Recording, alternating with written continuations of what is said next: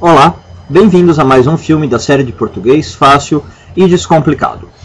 O assunto que a gente vai tratar hoje, de forma resumida, de forma rápida, do tipo de um blog, é estrangeirismos. Mais especificamente, a gente vai falar de estrangeirismos do inglês. Então, algumas pessoas poderiam chamar o tema de anglicismo, tá bom? O que eu quero tratar nos estrangeirismos hoje, você já vai entender. Mas basicamente é o abuso no uso dos estrangeirismos no português. Okay? Não é que eu seja um purista, longe disso, não é que eu ache que a gente tem que falar tudo em português e que não pode usar palavras estrangeiras. Tá? Não é, por exemplo, que eu ache que a gente tem que usar cachorro quente e não pode falar hot dog. Não é isso, não tem nada a ver. Mas eu queria mostrar para vocês um exemplo de abuso de estrangeirismos. Qual é a história? Eu estava navegando na internet esses dias, né, olhando alguns sites, e acabei caindo no site de uma empresa que se dizia 100% brasileira.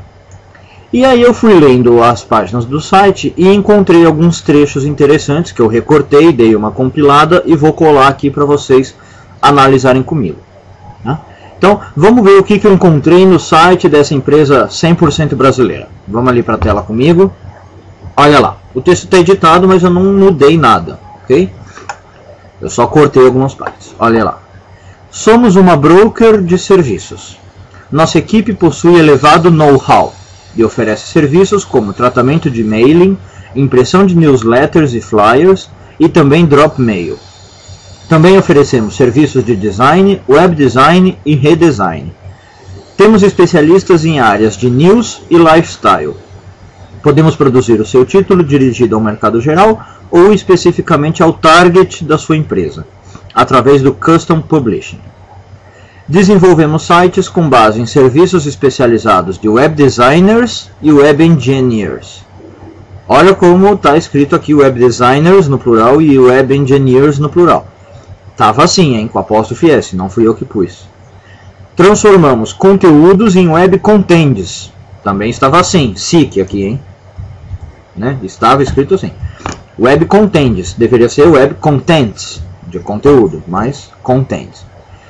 Produzimos meios e técnicas de marketing e divulgação de produtos e serviços na internet, tais como white papers, de novo o problema do S, newsletters, banner, entre outros.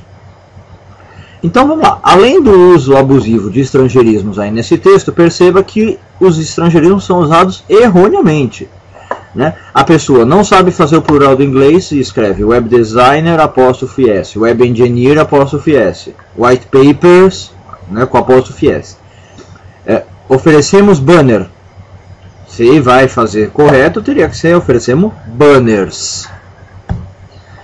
E web content. Então, além de mostrar que está usando muito estrangeirismo, usa errado. Ou seja, o texto não fica nem português nem inglês, né? Não fica com pé lá e com pé cá.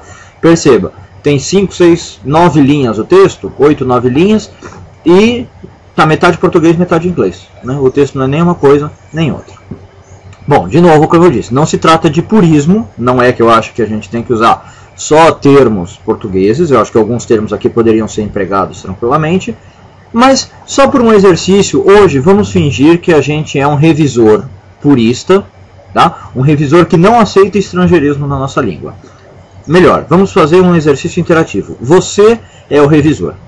Suponha que você foi contratado então para revisar o site dessa empresa e recebeu esse texto aqui. Eu queria que você pausasse o vídeo por um minuto e tentasse mudar os termos que estão entre aspas por termos em português. Será que você consegue? Tente esse exercício. Dá uma pausinha e faça mentalmente mesmo. Sugira alguns termos em português para substituir os termos que estão aí. Daqui a pouquinho eu dou a resposta. Pausa o seu vídeo e faz esse exercício. Bom, e aí?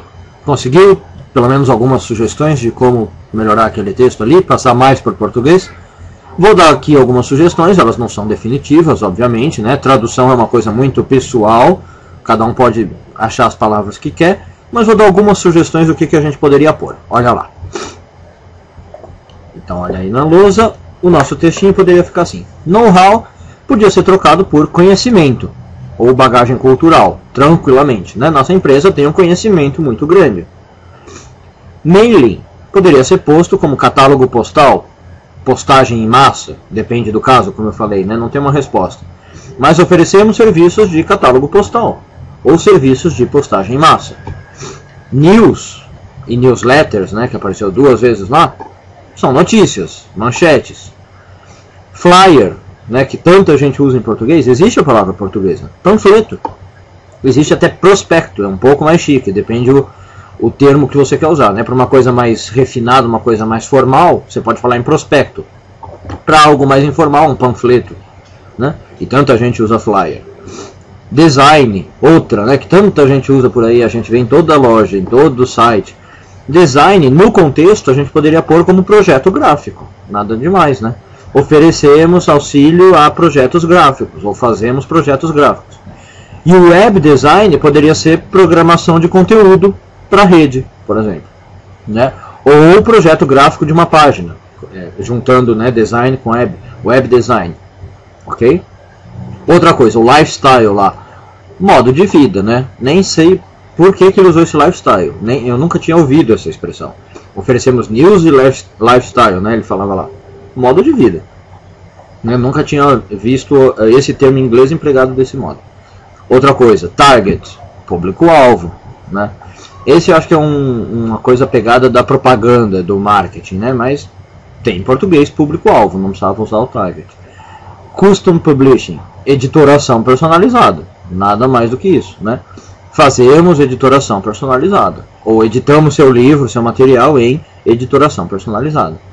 E até o banner lá, que também muita gente usa em português, que a gente pega do inglês, a gente tem o termo em português, seria faixa animada, né? O banner eu acho que fica um pouquinho estranho ao português. Para mim, no meu ouvido, fica estranho falar, fazemos faixas animadas. Acho que eu usaria o estrangeirismo banner mesmo, tá? Agora, nos outros casos, veja como tudo poderia ser substituído, né? Sem problema nenhum. O exemplo aqui mais marcante acho que é o flyer, né? Em vez de falar fazemos flyer, por que não falar fazemos panfletos, né?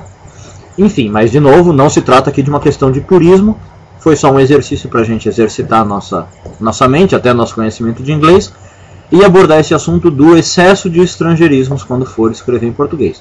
Então, aluno, você que está assistindo esse vídeo, fique atento a isso, né? Veja se o seu texto realmente precisa de todas aquelas palavras estrangeiras, ou se você não pode fazer ele um pouquinho mais brasileiro, um pouquinho mais português. E aí sim, você poderia dizer que você é uma empresa 100% brasileira. Tá certo? Vejo vocês no próximo vídeo. Obrigado. Até mais.